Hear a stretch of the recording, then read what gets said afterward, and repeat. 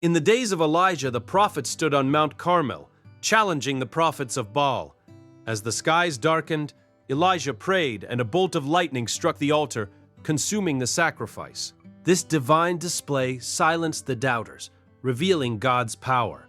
The people fell to their knees, acknowledging the true God. Lightning, a symbol of divine intervention, reminds us of the power of faith and the importance of standing firm in our beliefs. Just as Elijah's faith brought fire from the sky, our faith can illuminate the darkest moments.